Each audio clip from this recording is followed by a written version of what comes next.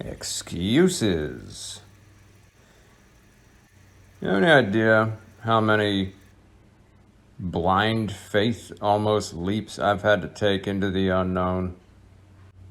More often than not, just to get out of this kind of shit, or the many side effects of it. But I just had to do it. It's part of my underlying program, or overlying program, or something.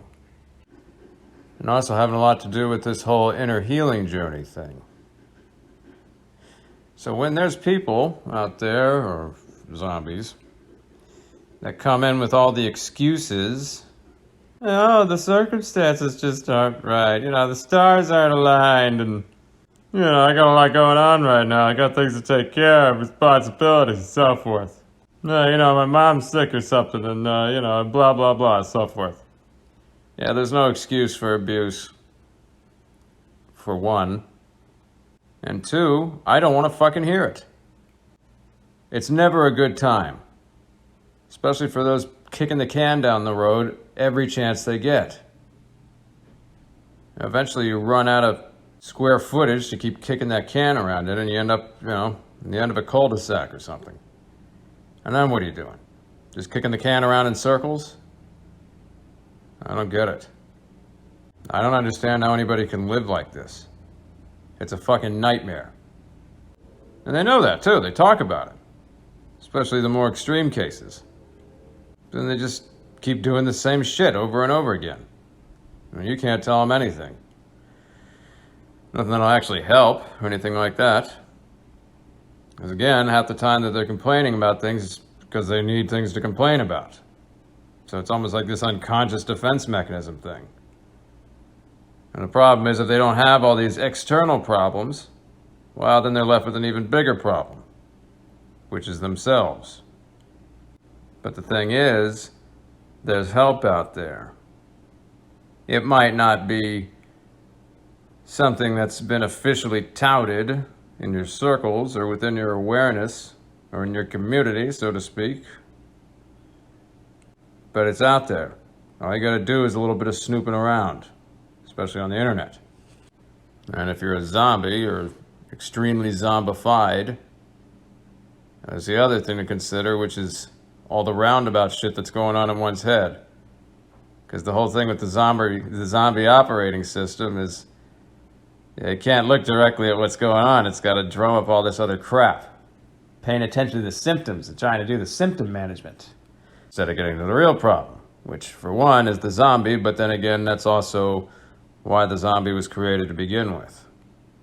The developmental traumas and that sort of thing. Zombies aren't the only folks out there with developmental traumas, just FYI. There's a whole other end of that spectrum too, so to speak.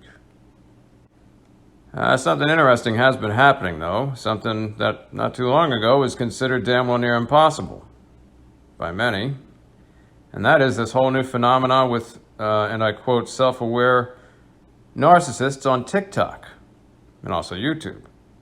And these are people who have been in treatment and reflecting on themselves and the zombie operating system. I don't know if you noticed, but I'm omitting some of that it talk here and calling them people. Yeah, because as far as I'm concerned, at this point, they are. They're doing the best they can with what they've got. And they're being honest about it, transparent. They're informing people about who they are, how they've been, what they've done. They've come to some realizations, uncomfortable work, stuff like that. And it's important. It's really important. This kind of thing isn't just some kind of anomaly. By some estimations these days, and I'm talking about by accredited professionals here, not just the professionals by experience, but by some of those estimations, it is as many as 1 in 6 that has some degree or another of the zombie shit going on. And if there's any degree of it, well, frankly, it's a big fucking problem. Not just for the zombie, but for anybody else who's unfortunate enough to get involved. And the zombie has ways of making sure that you do. That's what the whole no contact thing is all about. Even if you're armed to the teeth with information about this stuff. You know a lot about it. You think, wow, yeah, maybe I can somehow figure something out and deal with the zombie and still talk to it on occasion. Doesn't work that way.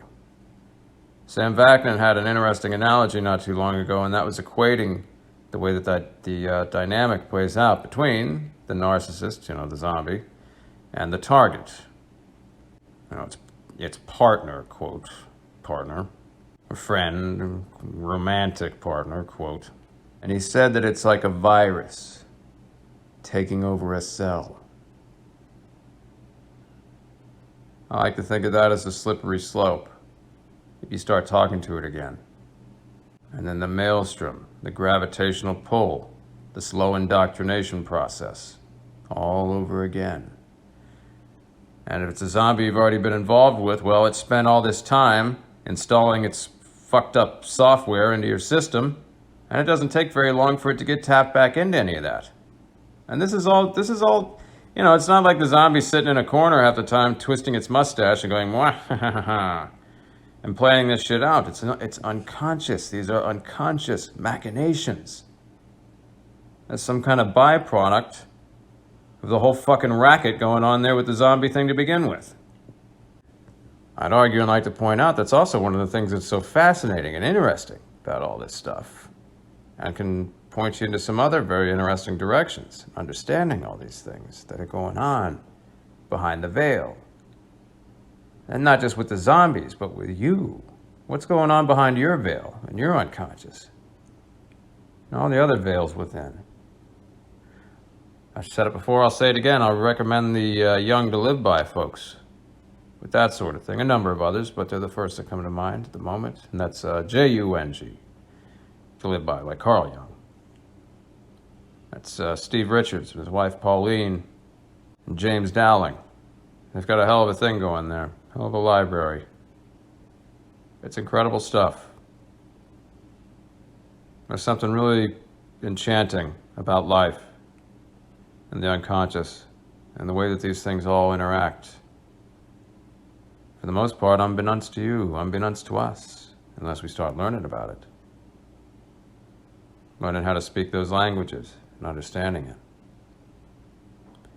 But again, even if you are fairly well versed and experienced in this sort of thing, it's no defense against the zombie. You can't even jack up your immune system artificially for a little while. I mean, as far as I know, and it doesn't seem like anybody else out there knows how to do that either. One of the other things a zombie can do is get you addicted to it. From all the zombie black magic. If you want to know what I'm talking about, check out my video called Zombie Black Magic, appropriately titled, so forth. And I know I'm using some colorful terminology here and everything, don't get your britches all twisted and so forth. It's just my way of doing things, see? Yeah. Not to mention the evidence locker, if you will, and the evidence room has been bursting at the seams for a while. I've had a hell of a case file growing, a number of them. It's multifaceted, and they're kind of all over the place, but they're all also interconnected. It's pretty fucking interesting stuff, and I thought I'd like to share some of that with anybody else out there who might be picking up what I'm throwing down. Because it's something. But yeah. Cycling back to the whole excuses thing. That kind of shit used to work on me. Never mind what I was dealing with or what I was going through. If I'd get wrapped up with some kind of zombie out there, I'd think, oh, okay, well, the zombie's going through a lot. Let's just kick the can down the road. Oh, well, we'll get to it tomorrow. I mean, that's what the zombie said, basically. Not directly, but in some roundabout way. That's what it implied. Sure, we'll get to it later. We'll do that later. It'll be fine. It isn't. And there's never a tomorrow that ever comes. It just keeps kicking the can down the fucking road. And meanwhile, you're getting caught up in all this shit. You're carrying all its baggage around. And half the time, it'll be out having a grand old time while you're playing its karmic filter organ, its emotional filter organ, its emotional landfill half the time, especially when it gets you to that point. Not to mention all the psychic pollutants and neurotoxins that get factored into the whole equation. And then meanwhile, you get to the point where you don't even know who the fuck you are anymore. You don't even know who you are anymore. You're getting hollowed out, filled up with all this carnage and the zombies' black magic. It's a fucking nightmare. But anyway, I think that's it for now. And until next time, thanks for tuning in. There's one more thing comes to mind. I was doing a little snooping around on the internet this morning, if you will, and I came across a post by someone who goes by Looking Behind the Mirror. She's got a lot of good content, notices a lot of interesting details and information. She's got a YouTube channel, and she's on Instagram as well, and surely some other platforms. But anyway, she posted this, and it says, "Narcissists need people to blame for the way they already feel. Don't let them convince you that their rage was caused by the way you brush your teeth or load the dishwasher." I thought that was pretty funny, but it's also true. Now, it's kind of like Bruce Banner in that Avengers movie. I don't know why everybody thinks that's so great. I didn't care for it. Not the first one, anyway. I like the other ones, but not that one. Anyway, now he comes out, he's like, that's my secret. I'm always angry. Yeah. It's kind of like how it goes for the zombies. They're always angry. But they don't know what to do with that. Sometimes they just come storming around. With the inner Neanderthal thing, too. And we'll get into that with a glossary of terms here soon enough. But they go looking for trouble. Looking for anything to get all pissed off about so they have a way to vent. A way to transfer their crap into you and make it your problem. When it isn't. It's unconventional stuff, and not in a good way. There's a lot of great unconventional stuff out there, but this wouldn't be one of them. Not to be dealing with interpersonally, that's for damn sure. Certainly can be educational and enlightening. There's a Carl Jung quote that said something along the lines of, "Enlightenment is not imagining figures of light over the darkness, but by making the darkness conscious." Carl Gustav Jung. It's not to say that everything out there is just some kind of shit show, but it is to say that a lot of it is, and you're not going to be able to do anything about it unless you can acknowledge it for what it is, because if you do that, wow, that can help with a lot of these interesting internal alchemical processes. Internal and external, in many respects.